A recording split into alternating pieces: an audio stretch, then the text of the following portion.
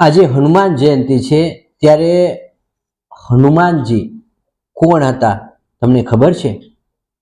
હનુમાનજી એ ભગવાન શ્રી રામના એક સાચા ભક્ત હતા અને જ્યારે પણ ભગવાન શ્રી રામ વનવાસની અંદર હતા ત્યારે હનુમાનજીએ ભગવાન શ્રી રામની મુલાકાત થઈ અને તે દરમિયાન હનુમાનજીએ ભગવાન શ્રી રામની જે ભક્તિ હતી, અપાર ભક્તિ હતી, તેમને લઈને હનુમાનજીએ ભગવાન શ્રી રામને માટે પોતે જે સીતા માતા છે, સીતા માતાનું હરણ થઈ ગયું હતું અને ત્યારે હનુમાનજી એક એવું પાત્ર હતા, હનુમાનજી એક ભગવાન શ્રી રામના એક એવા ભક્ત હતા કે જેમણે લંકેશ્વર ની સામે જંગ છેડી દીધો હતો અને લંકાની અંદર હનુમાનજી છે એ આખી એ સોનાની લંકાને આગ લગાવી દીધી હતી. એટલે હનુમાન મહારાજ જે છે, હનુમાનજી છે, તેમની તાકાત કેટલી હતી એ તેમના પરથી તમને ચોક્કસથી અંદાજ આવી જશે.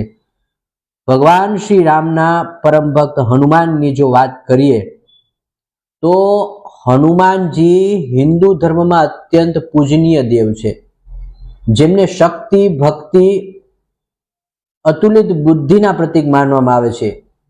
તેમના વિશે કેટલીક મુખ્ય વાતો કહીએ તો તેમના માતા પિતામાં તેમના માતા એ અંજલિ હતા અને પિતા છે એ કેશરી પુત્ર હતા. વાયુપુત્ર તરીકે તેમને ઓળખવામાં આવતા કારણ કે તેમના જન્મમાં પવનદેવનું વિશેષ યોગદાન છે. અવતારની વાત કરીએ તો હનુમાનજીને ભગવાન શિવના 11મા રુદ્ર અવતાર તરીકે માનવામાં આવે છે. હનુમાનજીને ભગવાન રામના સૌથી મોટા ભક્ત માનવામાં આવે છે. રામાયણમાં રાવણ સામેના યુદ્ધમાં અને તેમની માતા સમાન સીતા માતાની શોધમાં તેમની ભૂમિકા સૌથી મહત્વની રહી હતી. તેમની ભક્તિ એવી હતી કે તેમને રામદૂત તરીકે પણ ઓળખવામાં આવે છે. એટલે ટૂંકમાં કહીએ તો હનુમાનજી એક એવા આદર્શ છે જે શીખવે છે કે અપાર શક્તિ હોવા છતાં વિનમ્રતા કેવી રીતે રાખવું અને સેવામાં પોતાનું જીવન કઈ રીતે સમર્પિત કરવું.